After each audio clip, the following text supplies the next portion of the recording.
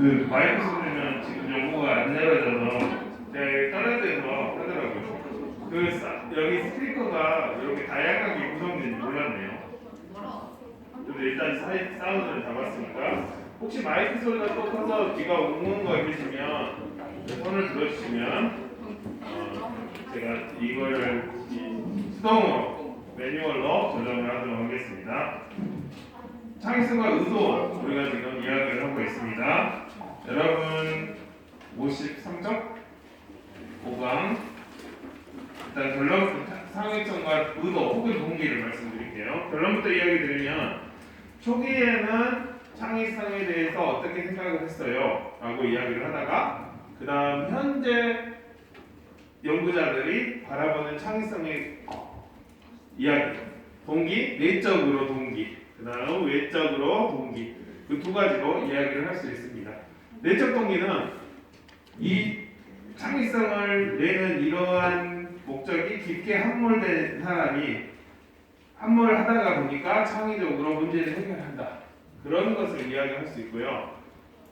두 번째는 이거를 그냥 놀이처럼 놀다가 보니까 문제가 해결이 된다. 그런 입장입니다. 마지막은 외적 동기. 옆에서 평가나 보상이나 경쟁, 제한된 선택들을 주면은 창의성이 길러진다. 창의성이 나온다. 그런 내용입니다. 좀 더 자세히 들어가 보도록 하겠습니다. 그럼 초기의 창의성에 대한 견해는 이 견해를 유지를 하려고 이 말이 있을까요? 아니면 초기는 초기일 뿐이다 라고 하려고 이 말이 있을까요?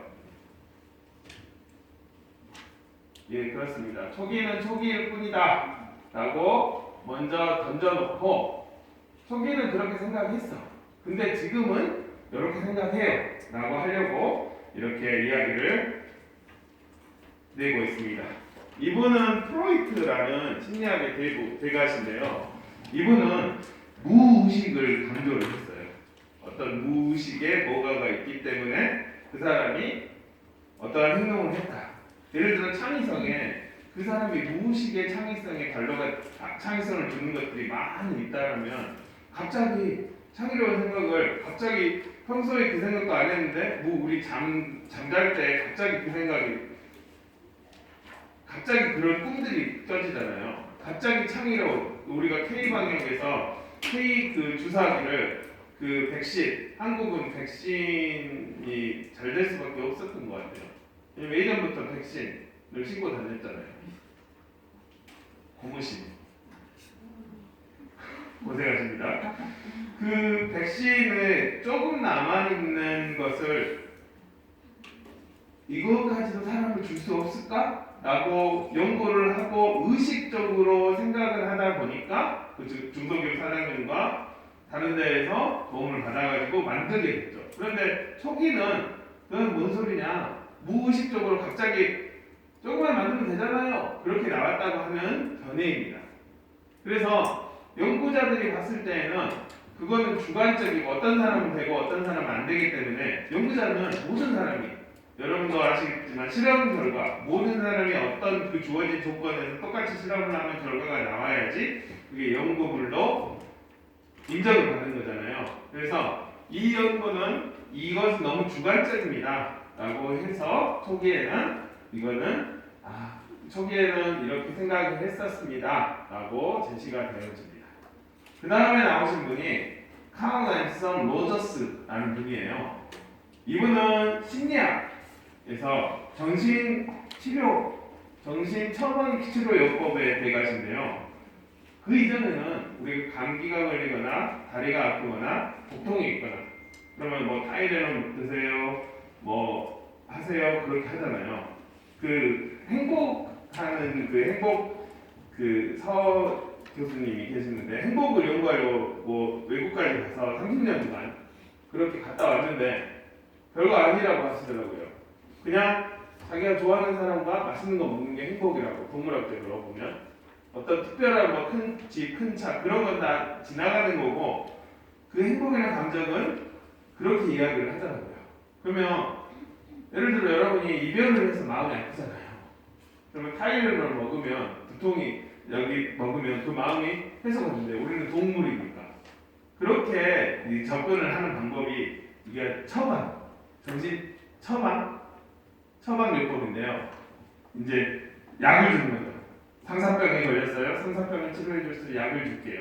그런데 예전에는 그렇게 치료를 했어요. 그런데 여러분 TV 드라마, 미국 드라마 같은 데 보면은 한 시간 끝났습니다. 여기 앞에 박사님 탁 있죠. 그래요. 그래 안 했죠. 뭐 공감한 척하고 1시간 끝났습니다. $20, $30. 그렇게 상담 기법으로 바꿔지는 그 기초를 두신 분이 로저스입니다. 이분이 말하는 창의성은 자기 실현적, 자기가 실현해야 된다. 자신의 잠재력, 그리고 개인의 긍정적인 욕구를 충족하고 개인의 고차원적인 욕구를 충족하고 자기에게 더 관심이 있는 것이었습니다. 그러면 이 초기 창의성이 지금의 창의성 이론에 물론 여기서 시작을 했겠지만 지금의 창의성과는 다르다는 것을 우리가 알 수 있게 하려고 초기 창의성에 대한 견해가 나오게 되었습니다. 세 번째 분은 교육학에서 유명한 메슬로우라는 분인데요. 이분은 인간의 욕망을 이렇게 위계 단계라고 이야기를 했어요. 제일 아래 생리적 욕구. 배가 엄청 고파요. 그래서 배고파 죽겠는데 무슨 자아실현하고 창의적인 생각을 하는 거예요. 근데 배가 따뜻하고 그 다음에 안전. 집이 살만해요. 그 마닐라가 아니라 미얀마에서 지금 안타까운 일들이 일어나고 있는데요. 그 상황에서 누가 지금 창의적인 생각을 하고 자아실현을 지금 하려고 하겠습니까? 쓰레기 줍고 지금 안전이 그리고 사회적 이제 집도 안전해요. 그러면 사회적으로 다른 사람과 교류하고 너는 그랬냐 나는 이랬어 교류하는 욕망이 있게 됩니다. 그 다음에는 그 교류를 할 때 다른 사람이 짱이에요 멋져요 좋아요 그렇게 해주는 욕구가 있을 때 자아실현을 하게 된다 라고 말하는 분이 이 메슬로우의 메슬로우 학자의 견해였어요. 그러면 창의성을 나오게 되기 위해서는 그분은 창의성은 자아실현에서 이런 단계들이 다 채워져야지 창의성이 나옵니다 라고 이야기를 했어요. 근데 과연 예를 들어 성직자 보시면 신부님이나 목사님이나 그런 분들은 본인이 안전하지 않더라도 이런 것들이 없고 생리적으로 배가 고프다고 금식이라고 뭐 40일 굶고 막 그러잖아요. 자아실현을 위해서 바로 가죠. 그래서 이때의 초기는 이제 연구가 덜 되어서 이제 초기에서는 그렇게 창의성을 이해를 했습니다. 그리고 토레이스 우리가 두 번째 시간에 배울 여러분 창의성의 대가라고 하시는 토레이스 이분은 미국 교육 심리학자시고 조지아 대학 창의력 연구센터에서 이따 배울 토렌스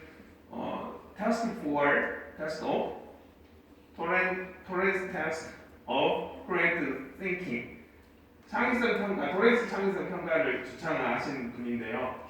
창의성의 원동력은 깊은 애정, 창의성 해야 돼. 그리고 창의력이 나 창의성을 만들었어 라고 하는 그 자체가 중요한 보상임이라고 이야기를 했어요. 창의력 학습 촉진을 하기 위해 30가지 아이디어와 그간의 창의성 관련된 연구물들을 집대성 77쪽에 보면 104개의 연구물을 분석을 한 후에 분류를 했어요. 거의 창의성계의 대부라고 볼 수가 있죠. 이번에 연구에서 이제 창의성 관련 연구들이나 검사라든지 쫙 펼쳐져 갔습니다. 그러면 초기에서는 이렇게 이야기를 하고 그 초기와 지금의 창의성 연구에 다리를 놓는 분이 여러분 책에서는 아마빌레로 돼 있고 영어권에서는 테레스 에머빌 하버드대 교수신데요. 이분은 내적 동기와 외적 동기를 이야기를 합니다. 내적 동기는 마음 깊은 곳에서 내가 이렇게 해보려고 하는 것. 그러면 어떤 여성은 어떤 남성은 본인이 좋아해요. 그런 내적 동기. 외적 동기는 둘이 잘 어울려 해봐. 부모님 둘이 하면 초안지고 아파트 사줄게 그런 거 이렇게 예를 들지만 꼭 그게 같지는 않습니다. 그렇게 하는 건데 그 내적 동기에서는 이제 창의성에 도움이 되는 동기를 이야기를 하고요. 예를 들어 창의성 자체 이 문제를 해결을 저는 그런 거 되게 좋아해요. 사운드 안 나오네? 그러면 거기서 왜 그런가 딱 보는 거. 그 다음 열정, 헌신, 그 다음 논리로서 여기는 거. 그래서 이분은 초창기 때 이제 창의성 동기에서 내재적 동기와 외재적 동기를 나눠가지고 내적 외적을 나눴습니다.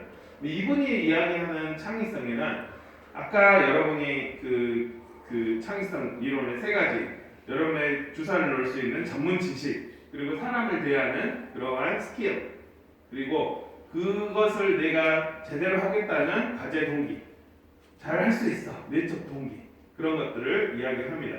일반적으로 주위에서 사귀어봐 괜찮아 했던 보다는 내가 정말 좋아해 라고 했을 내적 동기였을 때 더 높은 수준을 도달한다라고 연구자들은 이야기를 하고 있습니다. 그러면 교재에서는 내적 동기의 예를 조정래 작가님을 드는데요. 이분은 글 쓰는 게 너무 좋아요. 왜냐면 그 달리기 좋아하는 분들 그 마라톤의 하이 뭐 아드레날린인가요? 따레날린인가요? 그게 나온다고 하죠. 뛰고 나면은 언어유희였습니다. 아드레날. 그래서 글을 쓰는 그 자체가 행복이에요. 글을 계속 쓰는 것이 좋기 때문에 계속 쓰는 거예요. 어떻게 쓰냐면 누구랑 저녁 식사를 하거나 누구 일이 있어도 본인은 30페이지, 35페이지를 써야 되는데 컴퓨터로 복사하기 붙여넣기가 아니라 원고지로 다 쓰는 거예요. 원고지로 다 쓰다가 또 틀리면 찍고 다시 하고 다시 그렇게 해야 되는데 그 과정이 좋기 때문에 그걸 해야지 2시고 새벽 3시고 자는 거예요. 더 대박은 새벽 6시에 일어나가지고 다시 또 그 삶을 왜 하시는 거예요? 근데 그분은 내적 동기가 나는 이거 책 쓰는 게 너무 좋아 라고 해가지고 사람 키만큼 쭉 이렇게 이게 이제 내적 동기에서 창의성을 보는 입장입니다. 어떤 사람은 창조적인 해결력을 가지고 문제를 해결하는 것이 너무 좋아. 그럴 때는 이렇게 할 수 있죠. 다음은 일하고 놀이가 결합될 때입니다. 여기 필라버스 무용단의 일화를 보면 이네들은 무용을 못 배우는 사람인데 놀다가 보니까 어마어마무시한 빛을 쓰며 만들어낼 수 있는 그림 무용이 사람의 나왔습니다. 몸으로 만든 그림자를 이용한 환상적인 무대가 펼쳐집니다. 보도록 마법 하겠습니다. 같은 그림자 댄스를 김선희 기자가 소개합니다. 우리에게 친숙한 그림자가 자유의 여신상이 됐다가 금세 커다란 코끼리로 변하더니 택시로 다시 비행기가 돼 날아갑니다. 오로지 사람의 몸과 아마 이거 보신 적 있죠? 좀 오래됐지만 교과서 여기 교재 A는 이렇게 돼서 필로보너스의 대표 작품 1977년 브로드웨이 초연 후 평단의 극찬을 받으며 센세이션을 일으켰던 공연이 아시아에선 처음 우리 관객과 만납니다. 이 그림자 댄스는 인간의 몫이 가장 아름다운 예술이라고 볼 때 그림자와 서로 상상력을 자극하는 아주 독특한 작품입니다. 스크린 앞은 아름답고 신비한 동화 같지만 스크린 위 상황은 전혀 다릅니다.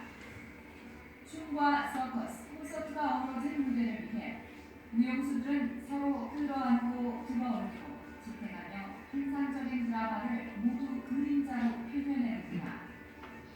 마법 같은 그림자 댄스는 어떻게 태어났을까? 1970년대 초반 미국 다트머스 대학 현대무용 시간에 춤을 배운 적이 없는 학생들이 기발한 상상력을 바탕으로 자유롭게 만든 것입니다. 인생이나 사회 모순 같은 무거운 주제가 아니라 관객에게 기쁨과 에너지를 주기 위한 것이 목적이었습니다. It wasn't a philosophical or structural or organizational idea. It was really a passion to make interesting, fun, creative choreography in our own way. 관객이 무엇을 상상하든 그 이상을 보여준다는 평을 받고 있는 그림자 댄스가 올여름 우리 관객을 환상의 세계로 이끌고 있습니다. YTN 김선입니다.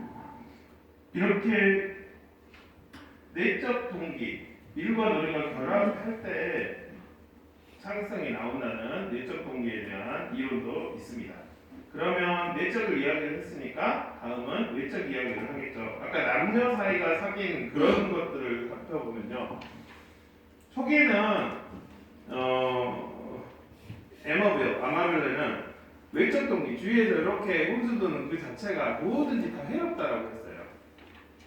왜냐하면 내재적으로 창의성이 나오기 때문에 그렇게 이야기를 했는데 연구를 하다 보니까 외적인 동기가 아예 안 좋은 것만은 아니다라고 이야기를 했대요.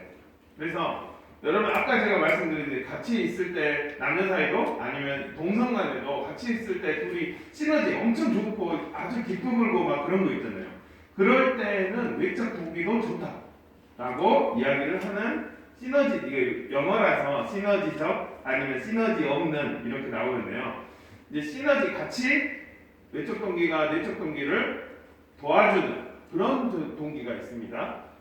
더 내적 동기와 협력해서 과제를 더 잘 수행하게 도와주는 거죠. 그러면 외적 보상이 외적에서 아무리 잘해줘도 내적 동기를 관심을 흐트리지 않게, 그리고 이미 내적으로 이 사람을 좋아하는데 옆에서 잘 될 거야 라고 도와주면 더 잘 되겠죠. 그리고 창조 이제 마지막에 지루한 작업을 하지만 외적에서 진짜 잘하고 있어? 어제 만났어? 그렇게 이야기를 하면은 시너지적 외적 동기가 도움이 됩니다. 하지만 시너지 없는 외적 동기는 그 마음속 깊은 곳에서 별로 의미도 없는데 만나야 된다. 그 내적 동기를 못 일으키게 하는 동기를 이야기합니다. 구체적으로 평가. 쟤는 내가 소개시켜줬는데 잘 됐는데 누구들은 왜 안 돼? 평가를 하거나 보상. 이거를 해야 돼 말아야 돼 사귀어야 돼. 사귄다고 하면 차를 사준다고 하는데 그 조선 가는데 올라가려면 힘든데 이럴 때 창의성이 발현이 안 돼요. 그 다음 경쟁을 할 때 저기 커플이랑 보다 더 잘 돼봐야지 SNS 올려야지 그럴 때 안 되고 제한된 선택 통제적인 지시를 줄 때보다 정보 예를 들어 여기는 가림막이 없네요. 이 대학 강의실에서는 가림막을 무조건 해야 돼요 라고 할 때보다 가림막을 왜 하나요? 비말이 튀기지 않게 하도록 가림막을 하세요 라고 하면 사람들이 창의적으로 비말을 어떻게 해야지 안 튀기지? 어떻게 해야지 저렴하고 어떻게 하고 최대의 효율을 내지? 라고 창의성을 무조건 하라고 하는 것보다는 여기에서 이렇기 때문에 원인이 이런 상황이고 여기에서 우리가 문제를 이렇게 해결해야 됩니다 라고 구체적인 정보 제시, 여기 책에서 보면 정보적 지시를 줄 때 창의성이 발현이 된다고 합니다. 다음은 이제 Ken Lovis Insight인데요. 이분은 학교가 창의성을 죽인다라고 해요. 왜냐하면 여러분들이 학교를 다니면서 국어, 수학, 사회, 과학, 영어 다양한 학문들을 배웠는데 과연 우리 삶이 이렇게 분절돼서 나눠져서 이렇게 산가요?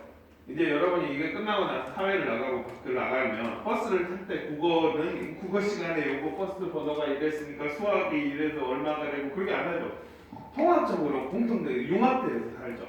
그래서 이렇게 교과 나눈 학교보다는 오히려 사는 그런 학교가 오히려 학생들의 창의성을 죽인다라고 지금 자꾸 하셨지만 이분은 이야기를 하셨습니다.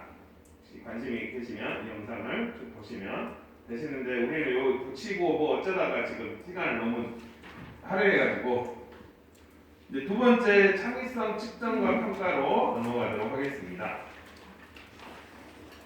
여러분 교재 61쪽입니다. 결론을 이야기 드리면 창의성 평가의 목적은 이슈가 있으니까 평가를 하겠죠. 그런데 가만히 생각해 보면 남녀를 사귀는 그 연애 기술을 우리가 평가를 한다라고 할까요? 그러면 그거를 평가를 한다라고 해서 과연 그 사람이 연애를 잘할까요? 다시 이야기를 하겠습니다. 영재라고 있어요. 영재성 검사. 학교에서 그런 게 있는데요. 연말이 되면 아이들이 영재성 검사를 잘 보고 왜냐면 내년도 영재가 되기 위해서 그 영재성 검사 학원에 다녀요. 그러면 거기 영재성 검사 학원에서 그 기출 문제를 막 깔따해요.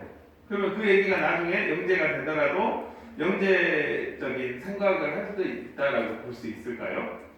거기에서 벌써 아예 아니다, 아니면 있다, 아니면 중간. 결론은 중간을 이야기해요. 아예 아닌 것은 아니지만 그래도 그렇게 훈련을 받으면 조금이나마 영재성이 길러지지 않을까, 조금이나마 창의성이 길러지지 않을까, 조금이나마 연애 기술이 향상되지 않을까 라고 결론을 이야기를 합니다. 그리고 다양한 창의성 평가를 해주는 검사들이 많이 있어요. 판사도 있고 변호사도 있고 검사도 있고 검을 사시오. 예, 이제 익숙해지셨군요. 바람직한 분위기입니다. 네. 검사 이제 익숙해지고 나중에 이제 화가 나기도 하지만 참아주시고 참고하시고 검사 다양한 검사 중에서 청년 교수님 여기에서는 이 세 개를 그 중에서 뽑아가지고 대표적으로 예를 들고 있습니다. 그러면 창의성 검사의 목적으로 들어가도록 하겠습니다. 일반적인 검사와 같이 창의성 평가를 왜 한가요? 여러분도 아마 그 동그라미 하는 거 그거 과제로 해보셨죠? 그게 이제 평가 유형에서 하나인데요. 여러분이 이제 그걸 하다 보니까 아 내가 이렇게 해서 이렇게 알고 있었네? 그렇게 볼 수도 있죠. 그러니까 예를 들어 여러분이 나중에 대학병원에 간다면 뭐 토익 800점 이상은 필요합니까? 지금 기준으로 아마 그러면 토익을 예로 들면 영어를 그냥 전혀 모르는 상황에서 그 내 영어 실력이 얼마나 되지? 라고 하면 토익이라는 그 테스트를 가지고 여러분이 여러분의 능력을 인지하게 되죠. 그리고 다음에는 850점, 900점 해볼까? 라고 여러분의 능력을 최대한 발달시키는 데 도움이 되죠. 마찬가지로 창의성 평가도 그러한 목적이 있습니다. 다음으로 이제 여러분 이제 영어를 배우신데요. 영어를 가르치는 교수자가 이분은 이 정도 500점, 600점 다양하게 있는데 800점 맞는 그룹에 500점의 쉬운 단어를 주면은 그 그룹에서 그 학생들이 짜증내잖아요. 그리고 800점 맞는 그룹에서 500점의 어려움 그 무슨 말씀인지 아시겠죠? 그래서 가르치시는 분이 효과적으로 가르치기 위해 이러한 평가가 필요합니다. 다음으로 어떤 영어 프로그램이 아주 기가 막힌 귀도 막히고 코도 막히고 눈도 막히고 미안합니다. 아주 대단한 그 프로그램이 있는 거예요. 그러면 그 프로그램을 주기 전 평가를 하죠.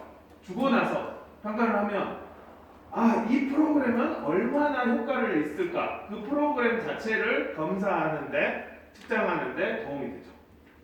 네 번째는 자신이 영어 실력을 모르는데 너는 얼마 맞았어? 나는 얼마 맞았어? 라고 스스로 모르는 영어 실력을 그 사람이 인지하게 되죠. 알게 되죠. 그리고 너는 얼마네? 나는 얼마니? 너는 이 영역에서 어땠어? 나는 이 영역에서 어땠어? 라고 의사소통, 서로 정보를 받을 수가 있죠. 마지막으로 이 창의성, 아까 연애라든지 영재라든지 영어라든지 그 자체에 대한 이해. 이 영어에서는 이거는 듣기 문제입니다.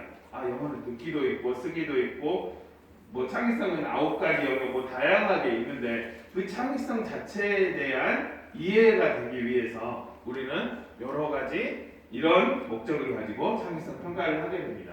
물론 이걸 가지고 이거 가지고 진짜 나중에 창의적인 평가를 문제 해결을 할 수 있을까라고 생각할 수 있어요. 저도 그렇게 생각했고 하지만 학계에서는 창의성만 계속 연구하고 박사가 되고 이제 연구물을 내시는 분들은 그렇게 생각할 수 있지만 여기에 조금이나마 도움이 됩니다. 없는 것보다는 낫습니다라고 이야기를 하고 있습니다. 그러면 그 유형 중에 우리가 세 가지를 볼 건데요. 하나는 TTCT, 아까 그 토렌스 어르신, 그 토렌스의 검사. 그 다음 Drawing Production, 그 그림 그려가지고 하는 검사, TCT, DP 검사. 마지막으로 무슨 페이 같죠? 카카오 페이도 아니고 돈 주라는 건가? 지금 한 10,000원짜리 다 검사들이에요. 보시면 보실 수 있는데요. 창의성 인성 검사. Who kind of person who you are 그런가요? 원어가 정확하게 좀 있어 보이려고 한 번에 나왔으면 좋았을 텐데 없어 보이네요. 68쪽에 What kind of person are you? 너는 어떤 사람인가? 창의적으로 수행을 하는 사람과 또한 평소에 창의적인 인상, 생각이 기발하는 사람 있잖아요. 기발한 사람이 그 평소에 갖는 이런 인성을 가진 사람은 창의적으로 일을 해결한다 라고 창의적 인성 검사가 있습니다. 그러면 먼저 TTCT, 토렌스 검사를 보도록 하겠습니다. 아마 여러분이 봤던 건 요런 검사였죠. 이래가지고 여러분이 동그라미가 주어지고 이걸 다양하게 많이 만들어 보세요. 그런 검사를 받았을 텐데요. 여기에서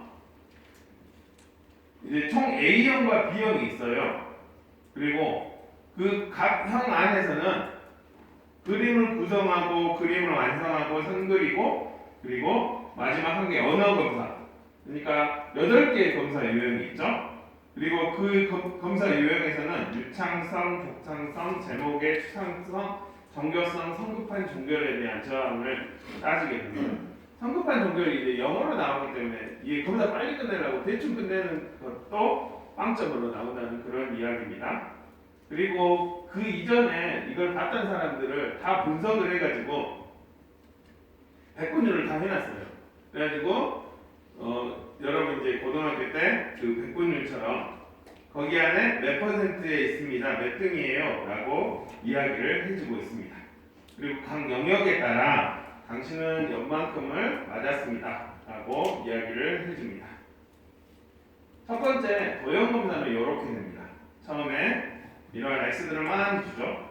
그 다음에 여기에서 다양하게 그려보세요. 정해진 시간에 다른 사람이 생각하지 못하는 것들을 그려보세요 라고 주어지게 됩니다. 동그라미로 가볼까요?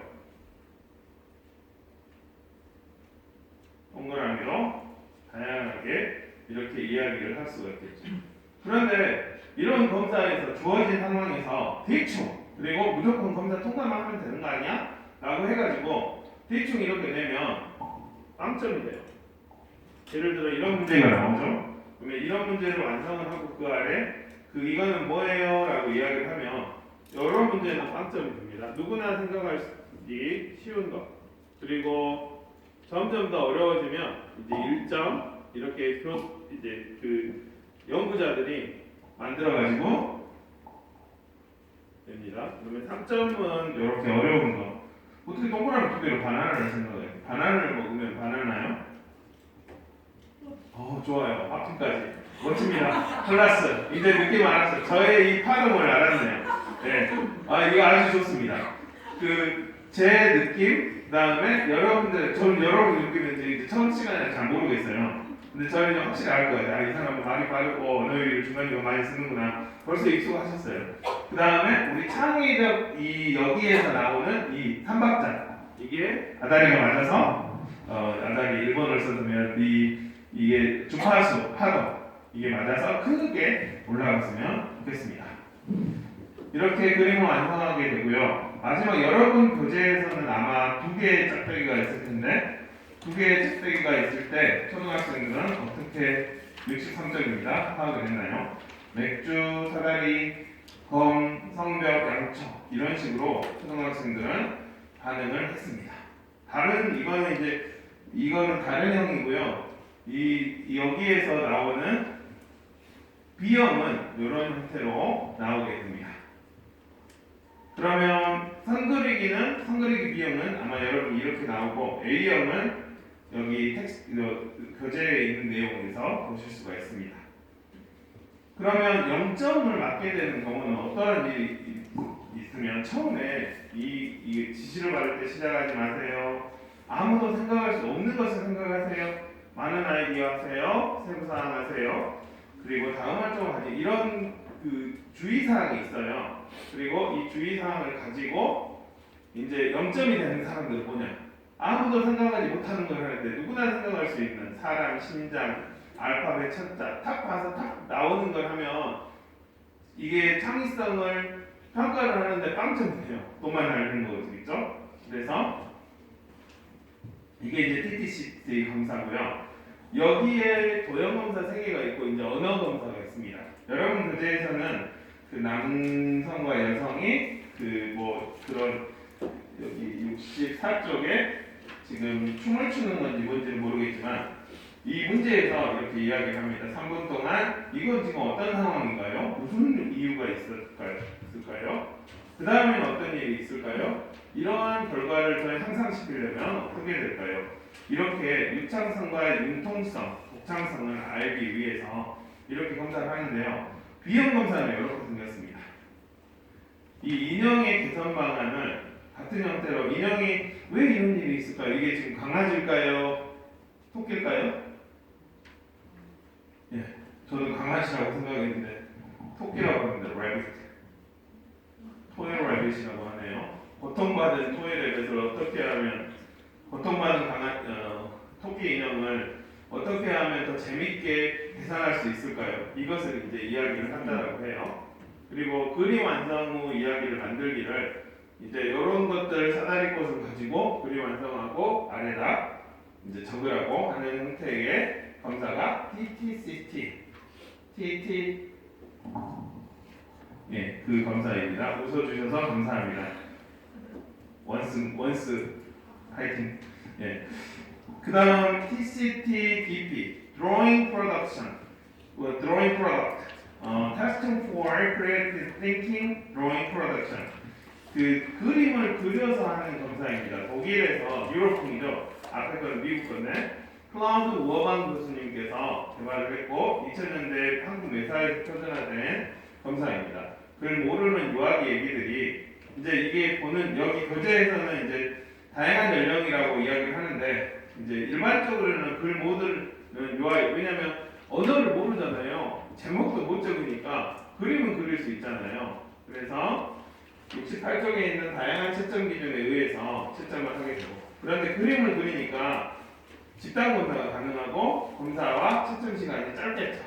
그래서 일반적으로는 학교 다니기 전에 5, 6세를 측정한다고 하는데 교재에서는 다양한 대상으로 실시가 가능합니다. 이런 서로 이론이 겹치는 부분은 이론의 그 복잡하니까 이런 거 시험에 안 나가죠. 네.